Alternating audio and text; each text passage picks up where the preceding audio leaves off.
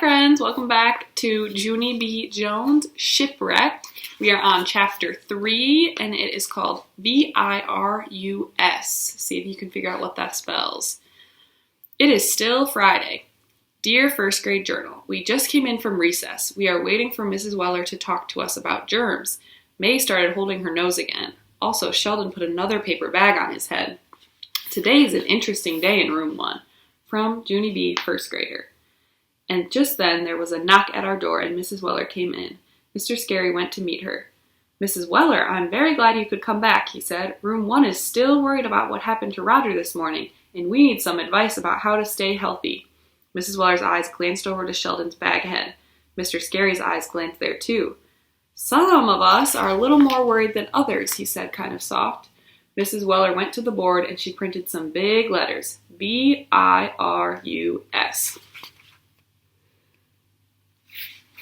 Virus, she said. These letters spell the word virus, children. Have any of you ever heard the word virus before? Lucille jumped right up. I have, she said real excited. My Nana grows viruses all over the place. You should see our house, nurse. Sometimes we have fresh viruses in every single room almost. For a second, Mrs. Weller's face went funny. Then, all of a sudden, a light bulb came on in her head, I think. Oh, I think you mean irises, Lucille, she said. Irises are very beautiful flowers, aren't they? But viruses are tiny little germs that make people sick.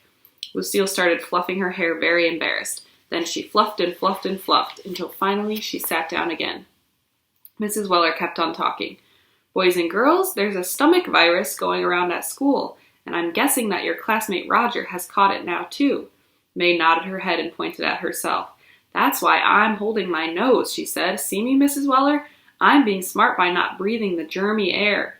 Mrs. Weller looked kind of puzzled. Yes, but you're still breathing, May, she explained. The air is simply going in your mouth instead of your nose. May looked shocked at that comment.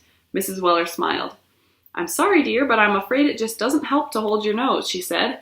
In fact, one of the easiest ways to catch a virus is to touch your nose with germy hands. May didn't move a muscle. She just kept on sitting there looking surprised. Finally, I leaned over and tapped on her. I think that means you, nose squeezer, I said.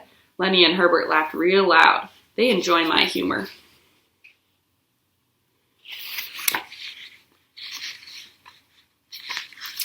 After that, Mrs. Weller printed 4 rules on the board about how to stay healthy. Do not share straws or glasses or forks or spoons. Number 2, do not share food or drinks. Number 3, keep your hands away from your mouth, eyes, and nose. Number 4, wash your hands often with soap and water.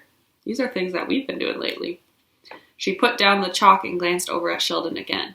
Oh, and I'm sorry to have to tell you this, but you can't really hide from germs either, she said. So, for those of you wearing paper bags on your heads, there are probably thousands of germs in there with you. For a second, Sheldon sat as still as a statue. Then all of a sudden, he shouted real loud, Ah! And he quick pulled off the bag. Then he zoomed straight to the sink and he washed his hands and face with soap. Plus also he washed his arms and his legs with a paper towel. After that, he took off his shoes to wash his feet, but Mr. Scary said, No. We're not doing a full body scrub, son, he said. Your face and hands are enough. Sheldon looked upset. But germs can get on other places too, he said. Like what if someone drools on your arm? Or what if you get burped on? Or what if you fall down on top of the sick person and he seizes germs directly up your nostrils? Mr. Scary rolled his eyes. Come on, Sheldon, you're just being silly, he said. I've been around a long time, and believe me, no one has ever sneezed germs directly up my nostrils.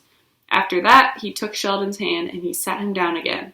Pretty soon, Mrs. Weller had to go back to her office, but before she left, she took us to the sink and she showed us the right way to wash our hands. Room 1 lined up and washed very perfect. Then we waved goodbye to Mrs. Weller. We were sad to see her go, because now we had to do schoolwork probably. Only here's what we didn't even know.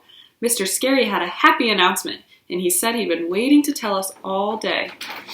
Boys and girls, I know we had a pretty rough morning, but I think I have some news that will cheer you up, he said.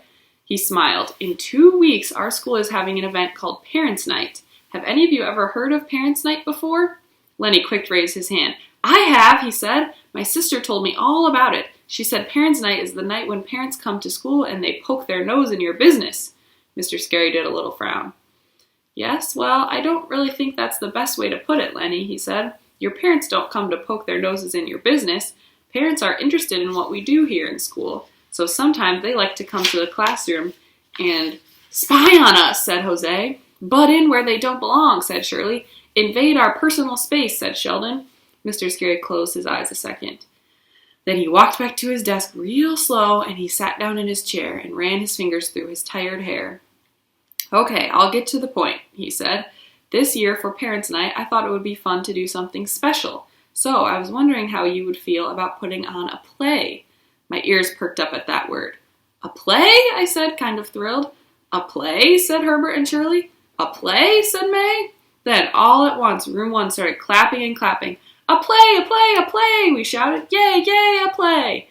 I springed out of my chair. I know a lot about plays, Mr. Scary, I said. On account of last summer, I went to a real actual children's theater and I saw a play about a mouse. And that thing was a hoot, I tell you.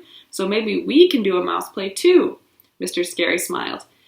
Yes, well, I'm sure a mouse play would be fun, Junie B, but since it's October, our play is going to be about Christopher Columbus, he said. We celebrate Columbus Day this month, remember? So Parents' Night will be a perfect timing. I thought it over for a second. Then I shook my head no. Nope, sorry, I think a mouse play is still the way to go here, I said. Mr. Scary said, thank you for my opinion, but please sit down. I tapped my foot kind of annoyed. Then I gazed my eyes around the room.